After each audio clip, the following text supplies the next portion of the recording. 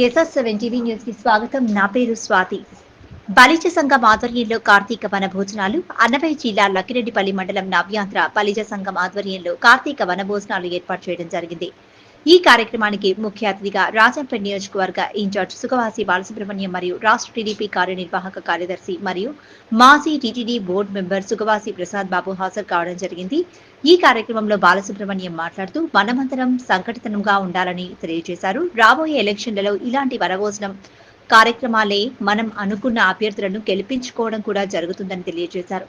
కాబట్టి ఇలాంటి వనభోజన కార్యక్రమాలు నిర్వహించుకోవడం చాలా సంతోషకరమైనటువంటి విషయమని తెలియజేశారు. రిపోర్టింగ్ బై అన్నమయ్య జిల్లా స్టాపర్. ఏర్పాటు చేసిన మన లక్కిరెడ్డిపల్లె బలిజ కమిటీ వాళ్లకు అందరికీ, పత్రికా విలేకరులకు అందరికీ పేరు పేరున హృదయపూర్వక ధన్యవాదాలు తెలియజేసుకుంటున్నాను. ఈ సందర్భంగా ఇక్కడ అందరినీ కలుసుకోవడం చాలా సంతోషంగా ఉంది. ఇది ఒక మన పెద్దల కాలం నుంచి ఏర్పాటు చేసిన ఒక మంచి సంప్రదాయం. ఈ కార్తీక మాసంలో వనభోజనాలు అనేటివి ముందు గ్రామాల వారీగా, కుటుంబాల వారీగా ఏర్పాటు చేసుకునేవాళ్ళు. ఈరోజు పరిస్థితుల బట్టి అందరూ ఏర్పాటు చేసుకుంటున్నారు. ఈ మాదిరి కులాల వారీగా ప్రతి కులస్తులు ఏర్పాటు చేసుకుంటూ ఉన్నారు.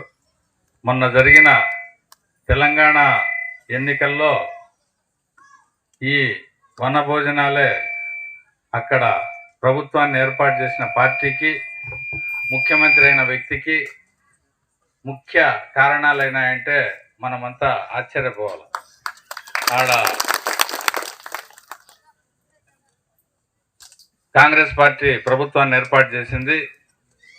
ఈ వనభోజనాలు అనేటివి కీలకంగా మారినాయి ఎన్నికల ముందర ఆ రాష్ట్రంలో. దాని ద్వారా ప్రయోజనాలు కొన్ని అదనంగా చేకూర్చుకునే ప్రయత్నం చేశారు. అట్లా జరిగినాయి. ఆ విధంగా మనమంతా ఈరోజు ఇక్కడ కలుసుకొని ఒక్కొక్కరు ఒక్కొక్క విషయం మీద సూచనలు, సలహాలు ఇచ్చినప్పుడు వాటిని మనం పంచుకొని ఈ మాదిరి అభివృద్ధి పదంలోకి పోవాలనే అభిప్రాయం వ్యక్తం చేయడం చాలా సంతోషించదగిన పరిణామం.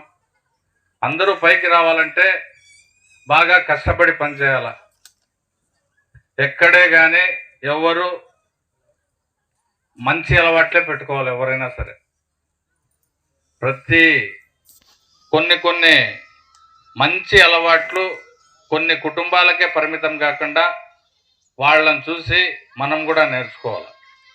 మనం కూడా నేర్చుకొని మంచి అలవాట్ల ద్వారా మనం పైకి వస్తే, మనం ఏ కులంలో ఉండామో ఆ కులం కూడా పైకి వచ్చినట్లే లెక్క అవుతుంది. మనల్ని చూసి మన పిల్లలు నేర్చుకుంటారు, లేదా 10 మంది మనల్ని గమనించే వాళ్ళు నేర్చుకుంటారు. ఆ రకంగా మనం అందరికీ ఆదర్శప్రాయం కావాలి. అప్పుడు ఈ అభివృద్ధి అనేది సాధ్యమవుతుంది. రాజకీయాలు మనకెందుకులే అనుకునే రోజులు పోయినాయి. రాజకీయాల్లో ఖచ్చితంగా అందరూ భాగస్వాములు కావాల్సిన పరిస్థితి. ఎందుకంటే